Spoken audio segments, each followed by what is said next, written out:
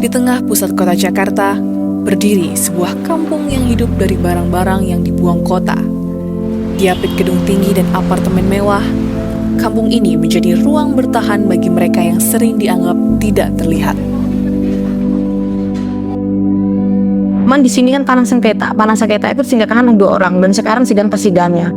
Jadi kita itu selalu musrembang pun saya berkali-kali musrembang itu adalah usulan yang untuk dari pemerintah untuk disalurkan di pengaspalan, tanah apa itu digunakan DT. Karena apa? Di sini itu sengketa. Jadi data kepemilikan itu 1 orang kan. So wilayah dia beda dengan wilayah-wilayah RT lain nih. Walaupun tuh rumahnya banyak, penduduknya banyak, kan mereka individu. Ini rumah sendiri, ini sendiri bu. Kalau ini kan seruang ini, lingkup ini milik 1 orang. Oh, ke pemerintah kalau mau masuk mau batu nggak bisa, itu milik pribadi. Istilah kasarnya seperti itu. Metasi jaka di 2 orang. Misalkan salah satu udah ketok palu, berarti 1 orang. Iya. Kan nggak mungkin pemerintah ngasih 1 orang, walaupun di sini sebanyak orang ini. Tapi kan pemilikan tanah ini 1 orang, jadi pemerintah nggak bisa mengupayakan. Kalau masalah mengenai ekonomi di sini ya alhamdulillah ada aja. Ya secara kayak biasa aja sih pendapatan dari suami. Kalau BPJS alhamdulillah saya punya semua.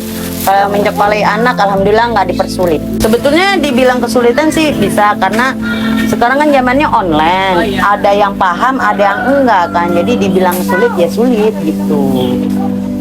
Di balik stigma yang melekat, warga kampung ini terus bekerja, mengurus keluarga, menyekolahkan anak, dan berusaha hidup layak di tengah keterbatasan. Kalau masalah itu ini apa?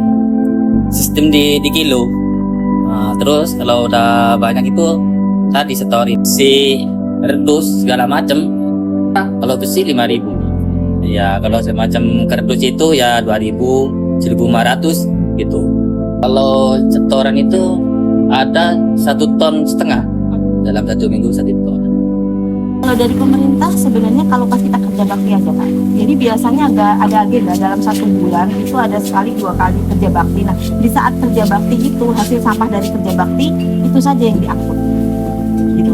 Tapi kalau sampah-sampah yang ada di sini biasanya kita mengupayakan sendiri.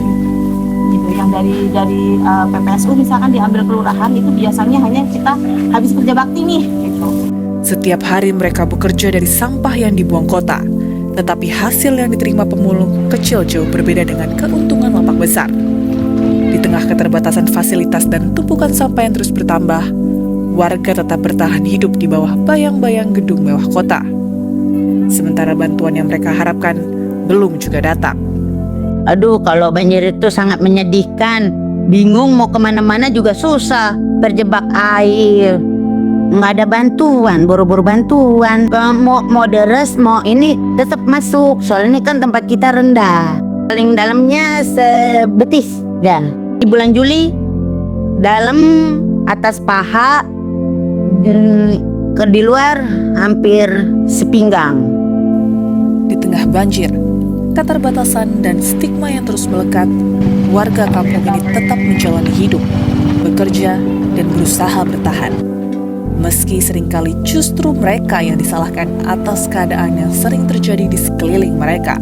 Persoalan khususnya sampah dan kampung pemulung gitu ya, dari pengamatan saya maupun bacaan-bacaan saya, yang pertama tentu saja ini adalah problem di mana problemnya atau masalahnya bukan masalah warga semata.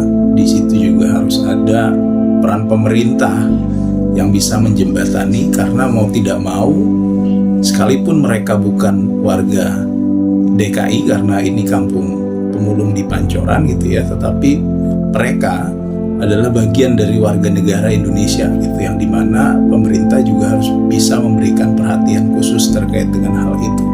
Paling tidak ada peran dari Kementerian Sosial yang dapat membantu gitu ya, karena ini masalahnya bukan hanya masalah kemiskinan dalam konteks yang sempit, tetapi kemiskinan dalam arti yang struktural, di mana pemerintah wajib memberikan bantuan maupun melakukan advokasi sekaligus mitigasi bagi warga negara Indonesia. Kemudian yang kedua, mereka juga bukan tidak berusaha untuk menjalani hidup, tetapi harus ada akses-akses dari pemerintah yang bisa memberikan bantuan kepada masyarakat di warga Kampung Pemulung ini khususnya. Misalnya terkait dengan BPJS gitu ya, akses pelayanan dasar buat masyarakat, kesehatan, kemudian pendidikan. Sekalipun mereka belum memiliki KTP, sebaiknya dari dinas ya, khususnya catatan sipil gitu ya, kependudukan dan catatan sipil bisa memberikan pelayanan administratif untuk mengurus, karena mereka sudah tinggal cukup lama di situ ya, sehingga bisa diberikan KTP dan khususnya KTP DKI sehingga dapat akses pelayanan untuk pelayanan dasar di DKI. Kemudian yang ketiga terkait dengan misalnya terjadi soal banjir, berarti perlu ada infrastruktur fisik yang dibangun. Setidaknya area itu ya bisa dibangun saluran-saluran atau drainase yang bisa mengarahkan kalau misalnya terjadi hujan yang lebat dengan debit air yang cukup tinggi, itu bisa diarahkan ke saluran-saluran. Kemudian, dan menurut saya sangat humanis sekali gitu kalau misalnya pemerintah mampu memberikan bantuan infrastruktur fisik gitu ya, pembangunan di wilayah itu, setidaknya membangun drainase agar mereka bisa hidup secara konstitusional gitu, bahwa mereka adalah warga negara Indonesia yang wajib diberikan perlindungan sekaligus dipenuhi hak-haknya sebagai warga negara. Paling tidak mereka mendapatkan basic needs gitu ya, kebutuhan dasar sebagai manusia. Salah satunya adalah air gitu ya, dimana kalau misalnya tidak ada akses PDAM gitu ya, bisa dibangunkan PDAM di situ, diberikan akses air. Karena mau nggak mau, air bersih adalah bagian dari pelayanan dasar yang harus diberikan oleh negara kepada warga negaranya. Mereka hidup dari sampah kota, membersihkan yang dibuang dan menjaga yang disisakan. Namun, di kota yang terus tumbuh ke atas, ada sebagian orang yang tetap dibiarkan hidup di bawah.